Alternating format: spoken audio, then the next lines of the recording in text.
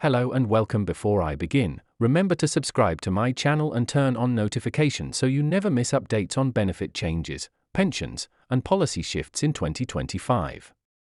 In recent days, a major question has re-emerged in public discourse: could the long-static Christmas bonus finally see a dramatic increase from its current £10 level all the way up to £115?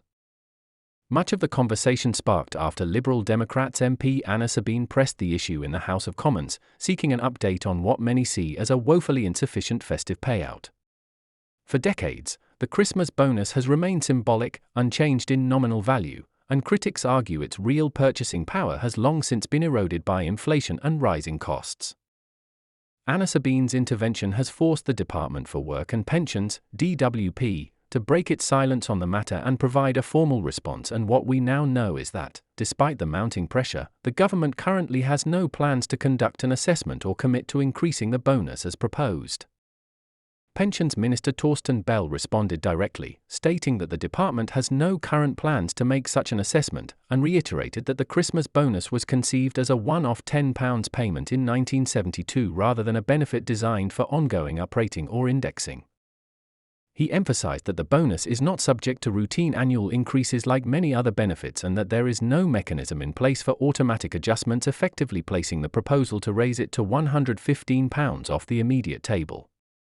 Still, Anna Sabine and supporters argue that the proposal is not frivolous, that in today's cost of living crisis, a holiday bonus pegged at just £10 is little more than a token gesture. They contend a bump to £115 would help pensioners, carers, and disabled people cover extra winter expenses, heating, food, and other unavoidable costs. The contrast between the nominal £10 and the proposed £115 highlights just how behind the bonus has become over decades of inflation. Under the current rules, the Christmas bonus is paid during the first week of December. In 2024, that window is December 2 to December 6, and is deposited automatically into the same account used to receive the qualifying benefit, though not always on the same day as the regular benefit. But if you receive universal credit on its own, you'll only be eligible if you also receive one of the qualifying additional benefits. If you live with a partner, and both of you receive an eligible benefit, both can claim the Christmas bonus. To qualify, you must be resident in the UK, or the Channel Islands, Isle of Man, or Gibraltar, and during the qualifying week be in receipt of at least one of a long list of benefits from attendance allowance, carers allowance, personal independence payment, PIP, disability living allowance, state pension, pension credit, guarantee element, and many others including wartime pensions, war widow benefits, incapacity or disability allowances, and so forth. Given this eligibility landscape, many low-income households and vulnerable individuals do receive the current £10 bonus, but for some it hardly makes a dent, and over time it has come to be viewed more as a token symbolic payment than a substantive financial support. The government's defense is that raising the bonus would require a full assessment, costing administrative resources and potentially setting expectations for further increases. There is also the question of budgetary impact. Moving from £10 to £115 would mean significantly higher expenditure, depending on the number of eligible recipients, and that may require either reallocation of government funds or new sources of revenue. Some critics of the proposal argue that instead of focusing on the Christmas bonus, the government should prioritize reforming core benefit rates themselves, ensuring that pensions, carers payments, disability benefits and so on keep pace with inflation and the real cost of living. Still, proponents are hopeful. They argue that even a one-year pilot increase, or phased introduction, for example raising to £50 or £75 first, could help test the fiscal impact and public benefit without making an irreversible commitment.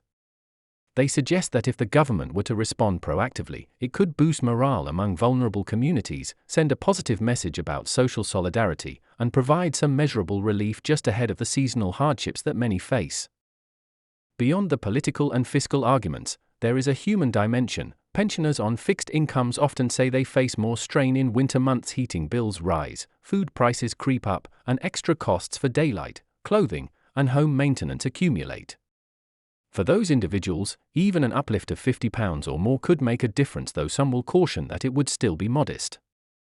In public hearings and media coverage, advocates for disabled people, pensioners groups, and campaigners have called on MPs across parties to pressure the Treasury to make this change.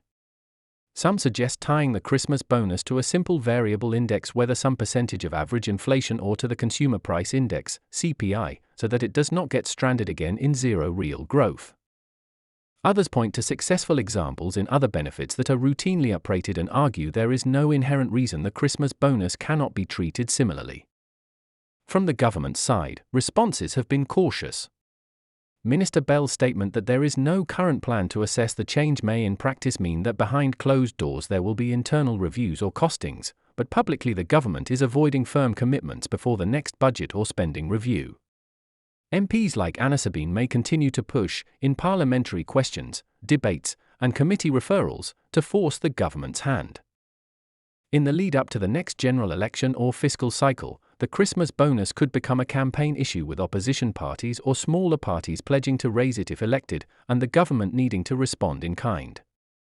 Another important consideration is timing.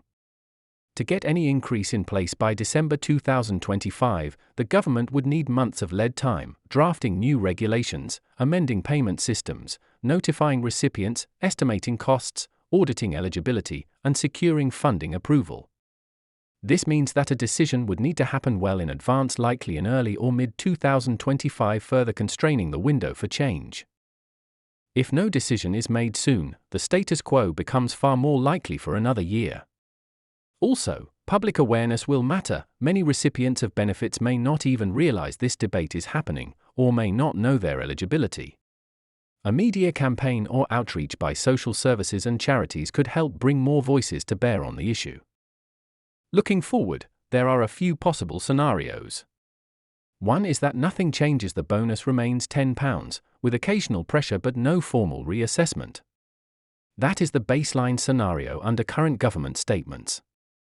Second, the government might agree to a modest increase, say £25, £50, or £75 as a halfway measure that signals goodwill and reduces backlash over going straight to £115.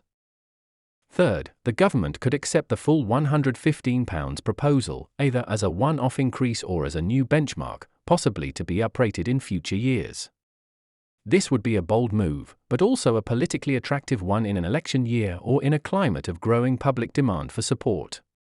Fourth, the government might open a consultation process, soliciting evidence, costings, stakeholder input, and phased increases, delaying final commitment until later in 2025.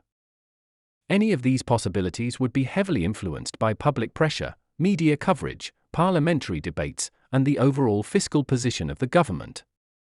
Critics will watch closely how affordable the government deems such a change, particularly in the context of other spending priorities such as health, education, defense, and inflation control.